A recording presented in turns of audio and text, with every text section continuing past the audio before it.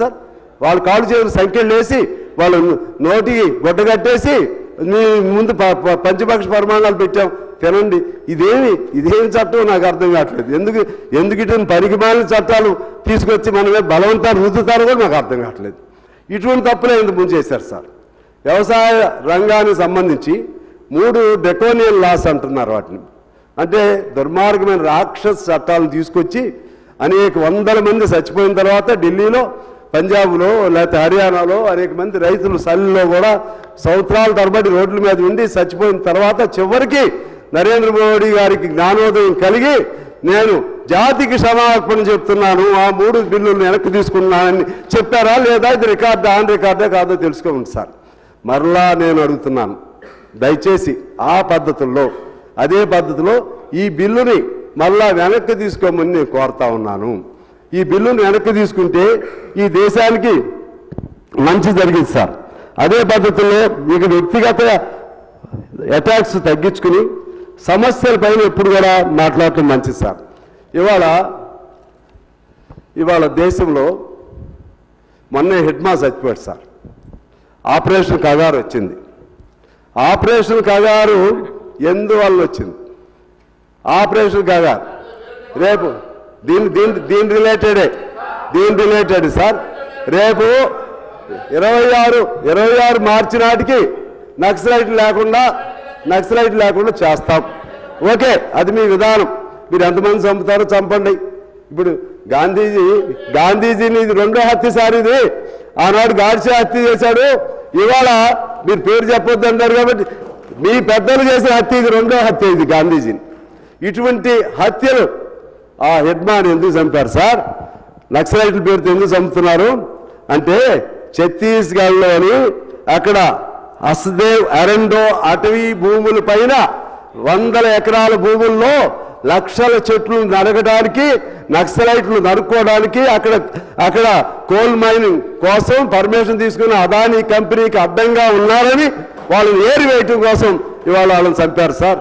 అదేవిధంగా అరావళి పర్వత శ్రేణి 100 కోట్ల చరిత్ర కలిగిన పర్వత శ్రేణి, దాన్ని కూడా అదానీ కంపెనీకి వీళ్ళు అప్పచెప్పారు. ఎవరి మీద ప్రేమ ఉన్నట్లు?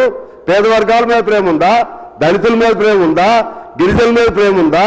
మైనార్టీల మీద ప్రేమ ఉందా? క్రిస్టియన్స్ మీద ప్రేమ ఉందా? కమ్యూనిస్టుల మీద ప్రేమ ఉందా? ఎవరి మీద ప్రేమ లేదు. మీ మొదటి శత్రువు మైనార్టీ, 2వ శత్రువు క్రిస్టియన్, 3వ శత్రువు కమ్యూనిస్టులు. ఇది సార్ వీళ్ళ సిద్ధాంతం. ఈ సిద్ధాంతంతో వీళ్ళందరి మీద ప్రేమ లేదు. కానీ ఎవరి మీద ప్రేమ ఉంది? గాంధీజీ మీద ప్రేమ లేదు. నెహ్రూ మీద అసలే ప్రేమ లేదు. రాజ్యాంగం మీద అసలే ప్రేమ లేదు. రాజ్యాంగం రాసిన అంబేద్కర్ మీద ప్రేమ లేదు. రాజ్యాంగంలో ఉన్న సెక్యులర్ పదం మీద ప్రేమ లేదు. రాజ్యాంగంలో ఉన్నటువంటి మన ఈక్వాలిటీ పదం, సోషలిజం పదం దానిపైన మీకు ప్రేమ లేదు. ఎవరి మీద ప్రేమ ఉందండి? మీకు వీర సావర్కర్ ఒకటి అయిపోయింది సార్. క్లోజ్ చేస్తాం.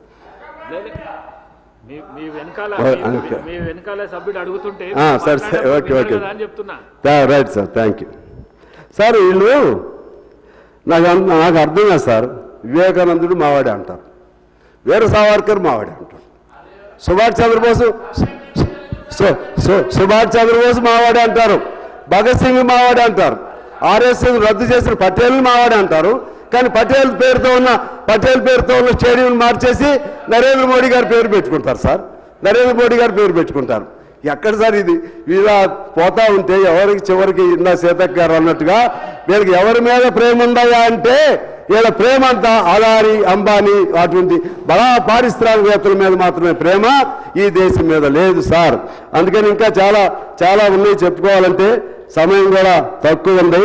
ఇలా పేర్లు మార్చడం కాదు, పేర్లు వెనకున్నటువంటి మర్మం ఏంటో చూడండి, దానిలో ఉన్నటువంటి కుట్రలు బంద్ చేయండి. ఇవాళ ఏమంటున్నారంటే దీనిలో నష్టం ఏముంది అంటున్నారు సార్. ఇప్పటికే 16 లక్షల మందిని ఈ బిల్లు రాకముందే, చట్టం అవ్వలేదు, బిల్లు రాకముందే 16 లక్షల మందిని ఉపాధి హామీ నుంచి పలు కారణాలతో తొలగించారు. 4% నా రికార్డు, 4% బడ్జెట్ని 1.37కి తగ్గించారు సార్.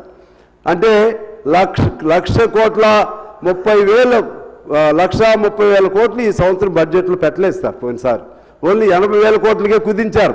ఎందుకంటే మేము రోజు ఏదన్నా మాకు ఇవాళ గ్రామాల్లో కాస్త కలకల్లాడుతూ కనపడుతుందంటే ఉపాధి హామీ సార్. ఇవాళ ఏ కాంట్రాక్ట్ చేయట్లేదు. కాకపోతే ఆ ఊర్లో అక్కడ కమిటీ వేసుకుని ఆ కమిటీలో ఎవడో ఒకడు ఉంటాడు చిన్నాడు, వాడు కొంతమంది పని చేయించుకుంటున్నాడు. ఇవాళ అందరూ హ్యాపీగా ఉపాధి హామీ. నా మీద ఎంత కోపం ఉందో తెలుసు సార్. మాది కార్పొరేషన్ ముఖ్యమంత్రి గారి సహాయంతో మాది కార్పొరేషన్ తీసుకుని ఒక 7 గ్రామాలను అందులో కలిపాం. రోజు తిడుతున్నారు సార్ నన్ను, మా ఉపాధి హామీ ఏమైంది, మా ఉపాధి హామీ లేకుండా చేసేవాడిని. ఆ విధంగా ఉపాధి హామీతో ఇవాళ జనం మమేకమయ్యారు. ఇవాళ వ్యవసాయ కూలీలు లేరు సార్. మేము ఉద్యమాలు చేపిద్దామంటే మేము జనంలోకి వెళ్ళాలని ఒక అప్పుడప్పుడు మీటింగ్లు పెట్టి వ్యవసాయ కూలీల దగ్గరికి వెళ్ళండి అని చెప్తే నేను ఇంకెక్కడున్నారు సార్ వ్యవసాయ కూలీలు, మరి ఉపాధి హామీ కూలీలు ఉన్నారు కదా వాళ్ళ దగ్గరికి వెళ్ళండి అని చెప్తున్నాం. ఇది సార్ జరుగుతున్న పరిస్థితి.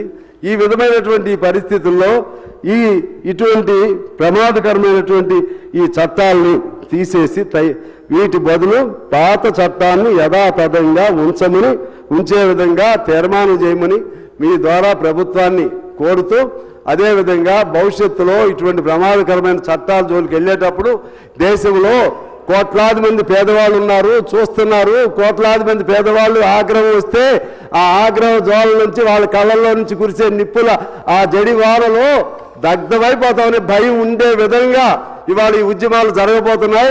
దానికి అనుగుణంగా మనం తీర్మానం చేయమని మిమ్మల్ని కోరుతూ మీకు నమస్కారాలతో సెలవు సార్.